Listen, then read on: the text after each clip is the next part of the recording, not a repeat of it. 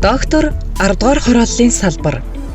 Социалист нийгмийн Улаанбаатар хотыг хөгжүүлэх 3 дугаар төлөвлөгөөний маш сайн хэрэгжилтийн нэг бол өнөөгийн 10 дугаар хороолол юм.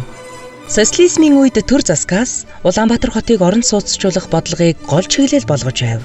Тиймдээч Зөвлөлт холбоот улсын тусламжаар байшин үйлдвэрлэх комбинат байгуулж, нийслэл хотод угсармал барилга барих бололцоог бий болгосон түүхтэй.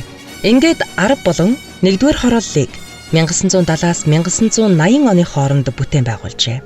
10 дугаар хорооллыг барихаас өмнө тэр хавь торойх зүйлгүй эзэгүү газар байж, хойд хэсгийн бүхлээр нь Нарангийн энгэр гэж нэрлэдэг маш том хүртэй байлаа. Хүр гэдэг нь өндөр 75 м өндөрлөгөөс доош уруутсан хэсгийг хэлдэг бөгөөд тэр нүсэр хүрийг зарим газарт нь тэгшилж, зарим газарт ухаж, одооч гэсэн барилга байгууламж барьсаар байгаа.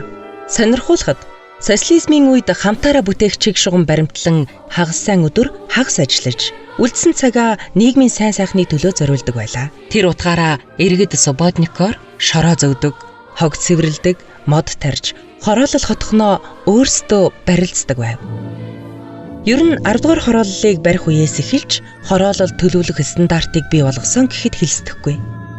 Хороолол доторх дэлгүүр, үйлчилгээний газрууд, сургууль цэцэрлэг, спорт зал, ногоон байгууламж, машины зогсоол, хүүхдийн тоглоомын талбай гээд цогцоор нь шийдсэн социализмын хорооллууд цаанаа л сэлүүхэн зөв зохион байгуулалттай.